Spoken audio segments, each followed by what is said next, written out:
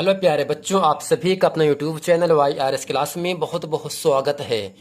तो प्यारे बच्चों, हम पढ़ रहे हैं कक्षा 10 विषय विज्ञान यानी विषय विज्ञान में जो आपका पहला अध्याय है भौतिक विज्ञान का, प्रकाश का परावर्तन, रिफ्लेक्शन ऑफ लाइट। इसमें हम इसके पहले के वीडियो में कुछ महत्वपूर्ण परिभाषाओं को पढ़ लिए थे। आज हम पढ़ेंगे प्रकाश पुंज निम्न 3 प्रकार का होता है। तो हेडिंग आपके सामने है, प्रकाश पुंज निम्न 3 प्रकार का होता है। पहला आपके सामने है अभिसारी। तो प्यारे बच्चों, अभिसारी का मतलब यह होता है एक ही बिंदु पर प्रकाश किरणों को आकर मिलना। तो इसे हम इंग्लिश में कहते हैं कन्वर्जेंट कहते हैं। अभिसारी का मतलब एक बिंदु पर आकर मिलना। तो इसके उत्तर में लिखेंगे, यदि सभी प्रकाश किरणें किसी एक ही बिंदु पर मिल रही हों तो उसे अभिसारी प्रकाश किरण पुंज कहते हैं। तो प्यारे बच्चों, यहाँ हम समझ लेते हैं फिगर के जरिए से, ये कोई आपका बिंदु है ना, ये कोई आपका बिंदु है। जितने भी किरणें आ रही हैं सब बिंदु ओ पर क्या हो रहा है, यहाँ पर मिल रही है ना। तो इस बिंदु को हम क्या कहेंगे, अभिसारी बिंदु कहेंगे। यानी यदि प्रकाश की सभी किरणें एक ही बिंदु पर आकर मिल रही हैं तो इसे क्या कहते हैं, अभिसारी किरणपुंज कहते हैं। तो इसके बाद दूसरा हेडिंग आपके सामने है अपसारी। तो प्यारे बच्चों, अपसारी का मतलब ये होता है एक ही बिंदु से जाती हुई प्रतीत होना। इसे हम कहते हैं डाइवर्जेंट कहते हैं इंग्लिश में। तो इसके उत्तर में लिखेंगे, जब प्रकाश की किरणें किसी एक बिंदु से आती हुई प्रतीत हो रही हों या होती हैं तो उसे अपसारी प्रकाश किरणपुंज कहते हैं। जैसे सामने आपके सामने बताया जा रहा, एक आपका कोई बिंदु है ना।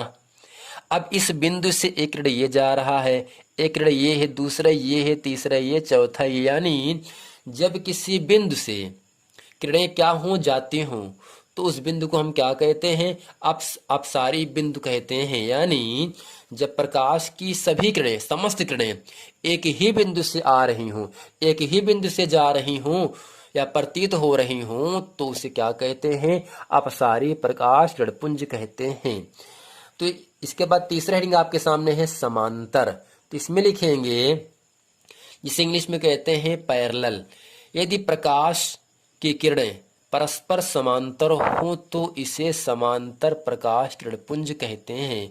यानी प्यारे बच्चों, एक किरण आपके सामने ये है, दूसरा ये है, तीसरा ये है, चौथा ये है, पांचवा ये है। इनके बीच का जो गैपिंग आपको दिख रहा है हर जगह, ये क्या हर जगह बराबर है ना।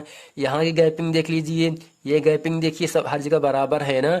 यदि प्रकाश किरणें परस्पर उनके बीच का जो गैपिंग है, जो स्थान है, यदि वो बराबर है उससे हम क्या कहेंगे, समांतर प्रकाश किरणपुंज कहते हैं। तो प्यारे बच्चों, जो प्रकाश पुंज होते हैं आपके 3 प्रकार के होते हैं, अभिसारी, समांतर और अपसारी। अभिसारी आपके सामने अच्छे तरीके से आपने सीख लिया, अपसारी भी सीख लिया और समांतर भी सीख लिया। चलते हैं, इसके बाद हम पढ़ते हैं प्रकाश के लक्षण यानी प्रॉपर्टीज ऑफ लाइट, यानी प्रकाश की विशेषताएं क्या क्या होती हैं। तो इसको हम अच्छे तरीके से सीख लेते हैं। एग्जाम में इन जो 7-8 पॉइंट हैं, एग्जाम में 1 नंबर के लिए आपसे जरूर पूछता है प्रश्न। इसमें नंबर 1 करके लिखेंगे, प्रकाश विद्युत चुंबकीय तरंगों के रूप में चलता है। अगर कोई आपसे पूछे प्रकाश किस रूप में चलता है तो आपको बता देना है प्रकाश विद्युत चुंबकीय तरंगों के रूप में चलता है। दूसरा है आपके सामने, निर्वात में प्रकाश की चाल 3 गुणे 10⁸ मीटर पर सेकंड होता है। अगर कोई आपसे पूछे निर्वात में प्रकाश की चाल कितनी होती है तो आपको बता देना है 3 गुणे 10⁸ मीटर पर सेकंड होता है। तीसरा है, प्रकाश एक सरल रेखा में गति करता है। अगर कोई आपसे पूछे प्रकाश कैसी रेखा में गति करता है तो आपको बता देना सरल रेखा में। सरल रेखा का मतलब ये होता है एक सीधी रेखा में। और चौथा आपके सामने है, ठोस तथा द्रव माध्यमों के तलों से प्रकाश का परावर्तन हो जाता है। ठोस तथा द्रव माध्यमों का जो तल होता है, जो पृष्ठ होता है, उससे क्या होता है, प्रकाश का परावर्तन हो जाता है। पांचवा आपके सामने है, यदि प्रकाश एक पारदर्शक माध्यम से, पारदर्शक माध्यम का मतलब ये होता है जिनके आर पार हम देख सकते हैं। यदि प्रकाश एक पारदर्शक माध्यम से दूसरे पारदर्शक माध्यम में आता है तो उसका अपवर्तन हो जाता है। अपवर्तन का मतलब जिस मार्ग से आया था उसी मार्ग से वापस लौट जाना। नंबर 6 करके आपके सामने है, दृश्य प्रकाश का तरंग दैर्ध्य 3900 एंगस्ट्रॉन से 7800 एंगस्ट्रॉन तक होता है। दृश्य प्रकाश का मतलब ये होता है जिस रोशनी को, जिस प्रकाश को आप देख सकते हैं, उसकी जो तरंग दैर्ध्य होता है वो 3900 एंगस्ट्रॉन से 7800 एंगस्ट्रॉन तक होता है। सातवां आपके सामने है, प्रकाश तरंगों के लाक्षणिक गुण व्यतिकरण, विवर्तन तथा ध्रुवण प्रदर्शित करता है। तो प्यारे बच्चों, प्रकाश होता है वह आपका व्यतिकरण, विवर्तन तथा ध्रुवण क्या करता है, प्रदर्शित करता है। तो प्यारे बच्चों, इसके बाद का हेडिंग आपका है प्रकाश का परावर्तन, जो कि आपका लेसन का नाम है, अध्याय का नाम है। इंग्लिश में कहेंगे रिफ्लेक्शन ऑफ लाइट। तो इसके उत्तर में लिखेंगे, जो बहुत ही महत्वपूर्ण हेडिंग है, इसको आपको समझ लेना है। जब प्रकाश किसी पॉलिशदार व चिकने तल से टकराता है तो उसका अधिकांश या संपूर्ण भाग वापस लौट आता है। इस प्रक्रिया को ही प्रकाश का परावर्तन कहते हैं।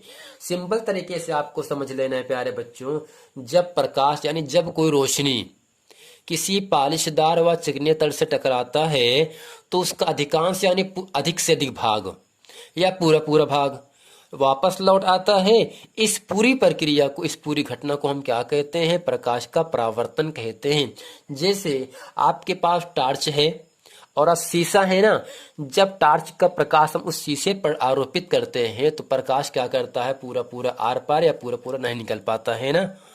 तो ये क्या होगा, उसे हम क्या कहेंगे, इस पूरी घटना को क्या कहेंगे, प्रकाश का परावर्तन कहते हैं। यानी जब प्रकाश किसी पॉलिशदार व चिकने तल से टकराता है तो उसका अधिकांश यानी अधिक से अधिक भाग या पूरा भाग या संपूर्ण भाग वापस लौट जाता है। इस पूरी प्रक्रिया को हम प्रकाश का परावर्तन कहते हैं। इसे इस तरह से भी लिख सकते हैं, प्रकाश चिकने तल से टकराकर वापस लौटने की प्रक्रिया को प्रकाश का परावर्तन कहते हैं। यानी प्रकाश का चिकने तल से टकराकर पुनः अपने माध्यम में वापस लौटना ही प्रकाश का परावर्तन कहते हैं। जैसे इस फिगर में हम आपको अच्छे तरीके से समझा देते हैं। जैसे ये आपका M1 M2 का एक आपका समतल दर्पण है। इस समतल दर्पण के मध्य में क्या है, एक आपका आपतन बिंदु है। तो इसे हम B और यानी ये आपके सामने है, बीएन को हम क्या कहेंगे, अभिलंब कहेंगे। क्या कहेंगे प्यारे बच्चों, अभिलंब। अब जो समतल दर्पण ये आपका है M1 M2, इस पर एक किरण को हम डाल रहे हैं।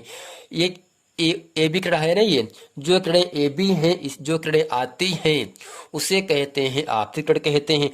ये क्या हो गया, ए बी आपका एक आपतित किरण हो गया। अब बिंदु बी पर टकराने के बाद बी सी ये किरण गुजर जा रहा है, बीसी को हम कहते हैं परावर्तित किरण कहते हैं। जबकि बीएन को हम क्या कहेंगे, अभिलंब कहेंगे। जो किरणें आती हैं उसे आपतित किरण कहते हैं, जो किरणें टकरा कर निकल जाती हैं उसे परावर्तित किरण कहते हैं। अब आपको ये समझ लेना है, बीएन आपका अभिलंब है, ए बी आपका आपतित किरण है। अभिलंब और आपतित किरण के बीच ये जो कोण बनता है, ये पूरा इसे कहते हैं आपतन कोण।